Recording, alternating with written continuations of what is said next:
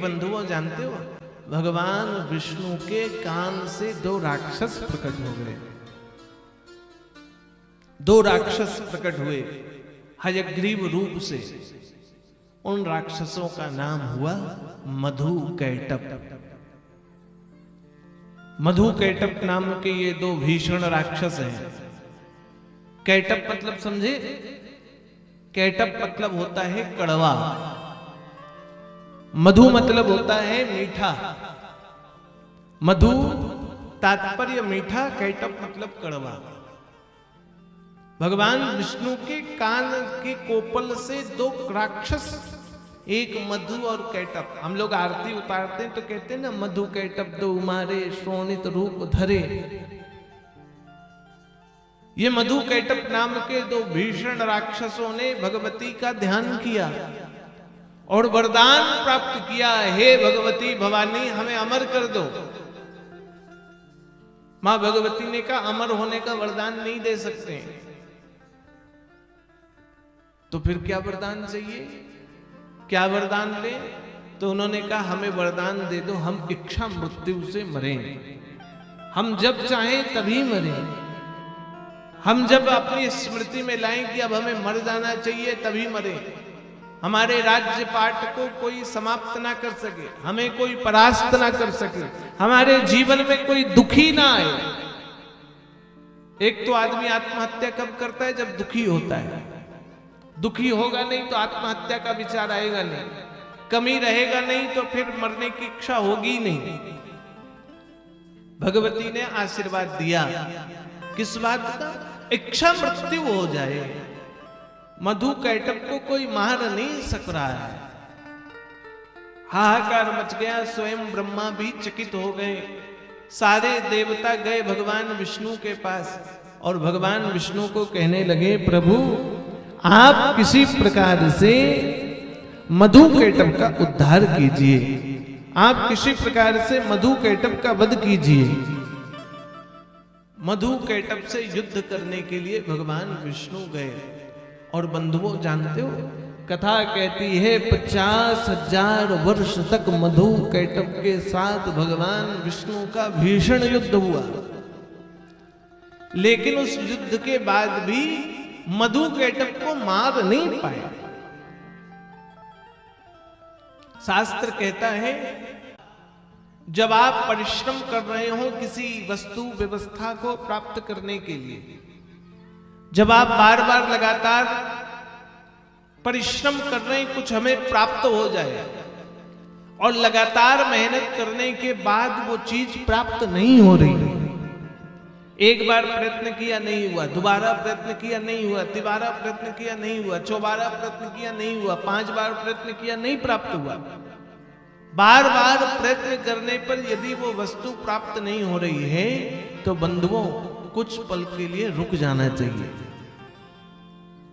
कुछ पल के लिए ठहरना चाहिए, कुछ पल के लिए ठहर कर विचार करना चाहिए, कहीं कोई भूल हो रही है, या हम जिसे प्राप्त करना चाहते हैं वो हमें प्राप्त नहीं हो सकता है, या प्राप्त हो सकता है तो प्राप्त करने का नियम गलत है, कुछ तो चूक है।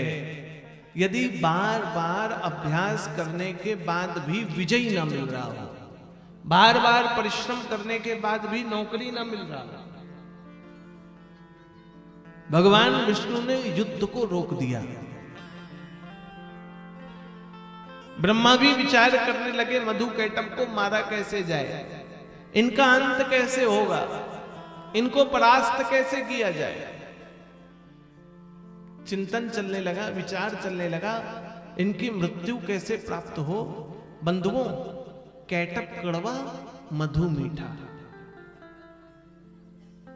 और ये दोनों ही मनुष्य के जीवन के बड़े शत्रु हैं।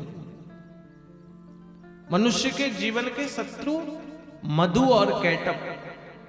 कई बार आप प्रसन्न रहे और प्रसन्न रहते हुए किसी ने आपको कड़वे वचन बोल दिए तो क्या होगा?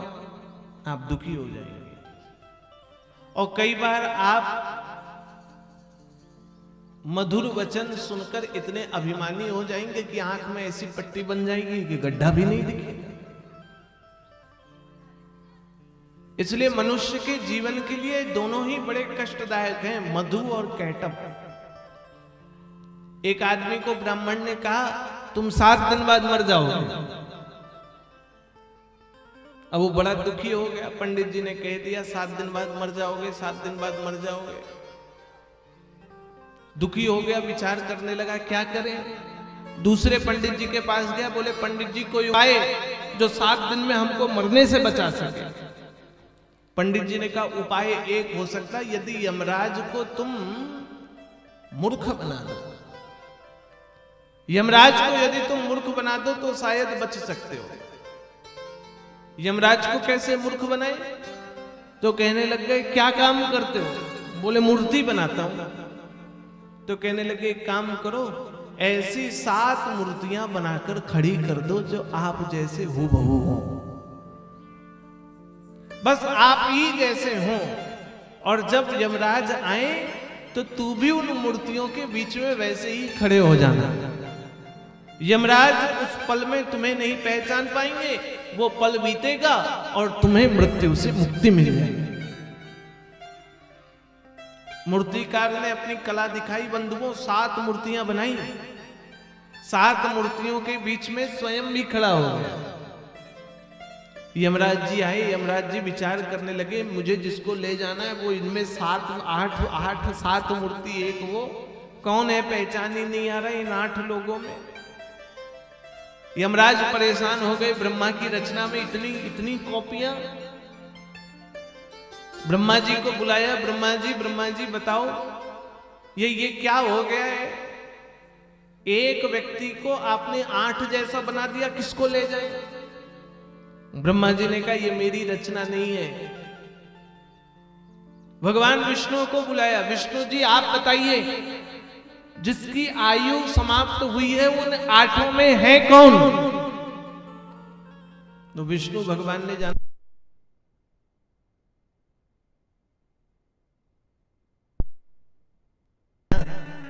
मैं उसका दर्शन करना चाहता हूं, जो ब्रह्मा की रचना को फेल कर दे, जो विष्णु को मोहित में डाल दे, जो यमराज की मति को भी भ्रष्ट कर दे। यदि उसके दर्शन हो जाए तो आज मैं उसके चरणों की वंदना कर लूं। बड़ाई की, उसका बड़प्पन गाया और गाते ही मूर्तिकार हिल पड़ा, हम हैं हम। विष्णु भगवान ने कहा चलो फिर हमारे संग ले चले यमराज। कई बार बड़ाई जो है ना व्यक्ति का अंत करता है, कई बार बड़ाई व्यक्ति को परास्त करता है, कई बार बड़ाई व्यक्ति को पीछे भी कर देता है। मधु कैटभ को क्या आशीर्वाद है? इच्छा मृत्यु। इच्छा मृत्यु का वरदान मधु कैटभ को प्राप्त है। आज सारे देवता भगवती भवानी परांबा जगदम्बा का ध्यान कर रहे हैं कि हे भगवती भवानी आप दर्शन दीजिए और मधु कैटभ के उद्धार का माध्यम बताइए। कैसे मर सकते हैं मधु कैटभ? मधु कैटभ को कैसे मारा जाए? देवताओं ने शक्ति का ध्यान किया, स्वयं ब्रह्मा ने शक्ति की वंदना की, स्वयं भगवान नारायण ने भी युद्ध को विश्राम दे करके भगवती का ध्यान किया। और जानते हो बंधुओं, जैसे ही जगदम्बा जननी पराम